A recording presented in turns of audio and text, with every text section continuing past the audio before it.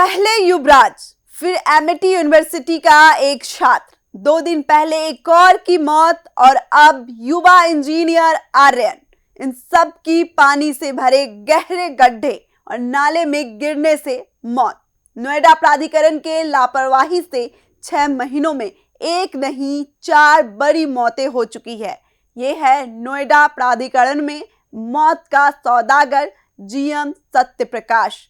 सोचिए, 27 साल का युवा किस तरीके से नोएडा अथॉरिटी की गलती के भेंट चढ़ गया।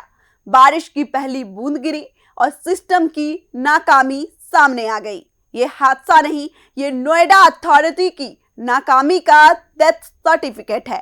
आखिर कब तक नोएडा अथॉरिटी की लापरवाही लोगों की जान लेती रहेगी। नमस्कार, आप देख रहे यूपी की बात और मैं हूं कोमल तिवारी। नोएडा में मानसून की पहली बारिश ने फिर से नोएडा प्राधिकरण के जीएम सत्यप्रकाश और सीईओ कृष्णा करुणेश की लापरवाही की पोल खोल दी है। 6 महीने पहले युवराज और अब युवा इंजीनियर आर्यन। नोएडा सेक्टर 58 में 28 साल के युवा इंजीनियर आर्यन की दर्दनाक मौत हो गई। पानी के गड्ढे में गिरकर जान गंवाने वाला आर्यन न सिर्फ परिवार का सहारा था, बल्कि एक और युवा सपना था जो नोएडा विकास प्राधिकरण की लापरवाही का शिकार हो गया। ये कोई पहली या दूसरी घटना नहीं है, ये चौथी ऐसी घटना है जहां खुले नाले, टूटी स्लैब और जल भराव ने एक युवा की जान ले ली। आइए जानते हैं पूरी घटना और इसके पीछे जीएम सत्यप्रकाश और सीईओ कृष्णा करुणेश की लापरवाही की सच्चाई।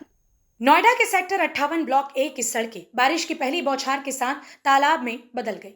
28 वर्षीय आर्यन, जो मूल रूप से फर्रुखाबाद का रहने वाला था, सुबह पैदल अपने ऑफिस जा रहा था। सेक्टर 22 में दोस्तों के साथ किराए के फ्लैट में रहने वाला ये युवा इंजीनियर कभी कल्पना भी नहीं कर सकता था कि आज उसकी आखिरी सुबह होगी। नाले के ऊपर रखी टूटी स्लैब पानी से लबालब होने के कारण दिखाई नहीं दे रही थी। किनारे से गुजरते वक्त अचानक से पैर फिसला और आर्यन करीब 3 फुट गहरे खुले नाले में समा गया। मौके पर मौजूद लोगों ने किसी तरह उसे बाहर निकाला, सीपीआर दिया और सेक्टर 39 जिला अस्पताल पहुंचाया गया, जहां डॉक्टरों ने उसे मृत घोषित कर दिया। आर्यन के पिता का पहले ही निधन हो चुका था। वो अपनी मां और परिवार का इकलौता सहारा था। याद कीजिए, ठीक पिछले साल सेक्टर 150 में सॉफ्टवेयर इंजीनियर युवराज मेहता की भी ऐसे ही मौत हुई थी, जलमग्न गड्ढे में डूबकर।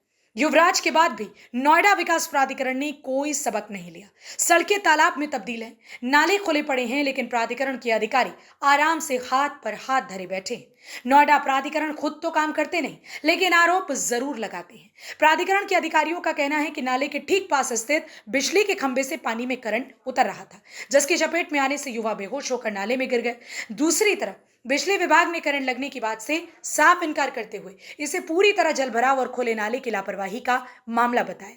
मौत की असली वजह पोस्टमार्टम रिपोर्ट आने के बाद ही सामने आएगी, लेकिन सड़क पर जो दिख रहा है वो लापरवाही का जीता जागता सबूत है। सैकड़ों नाले खुले पड़े हैं, स्लैब टूटी हुई हैं, बारिश के पानी में गड्ढे मौत का जाल बुन रहे हैं। फिर भी जीएम सत्यप्रकाश सिंह और सीईओ कृष्णा करुणेश के विभाग में कोई हलचल नहीं।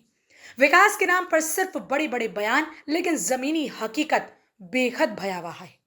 यह घटना सिर्फ एक दुर्घटना नहीं, बल्कि प्रशासनिक हत्या का मामला है। नोएडा विकास प्राधिकरण के जीएम सत्यप्रकाश सिंह और सीईओ कृष्णा करुणेश सीधे सवाल पूछे जाने चाहिए। युवराज की मौत के बाद आपने कितने नाले ढके, कितनी स्लैब ठीक करवाई?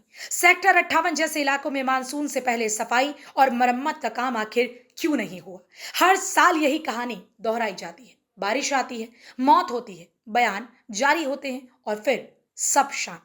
आर्यन जैसे हजारों युवा नोएडा में नौकरी और बेहतर जीवन की तलाश में आते हैं, लेकिन यहाँ का प्रशासन उन्हें सुरक्षा देने के बजाय मौत के मुंह में धकेल रहा है। खुले नाले मौत का सबसे बड़ा सबूत है। पानी भरने पर कुछ भी दिखाई नहीं देता, पैर फिसलता है और जिंदगी खत्म। प्राधिकरण अधिकारियों को अब चुप्पी तोड़नी होगी। अगर वे खुद काम नहीं करते तो कम से कम जवाबदेही तो दिखाएं।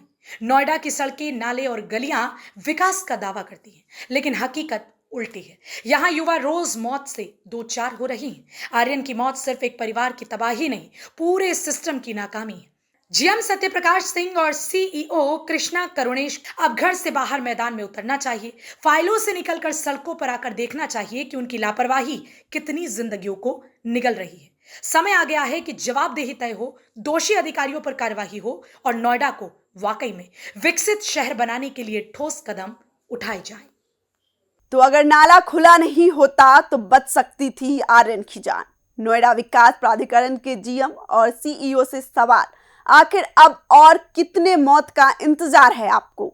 जीएम सत्यप्रकाश और सीईओ कृष्णा करुणेश अपनी जिम्मेदारी कब समझेंगे? लापरवाही बंद कब होगी? अगर अभी भी इस जिम्मेदारी को नहीं समझे तो इतिहास आपको युवाओं की मौत का जिम्मेदार याद रखेगा। जनता अब सतर्क है, बदलाव चाहती है, तुरंत चाहिए। नोएडा में विकास हो, मौत नहीं। इस खबर में फिलहाल इतना ही। देखते रहिए यूपी की बात।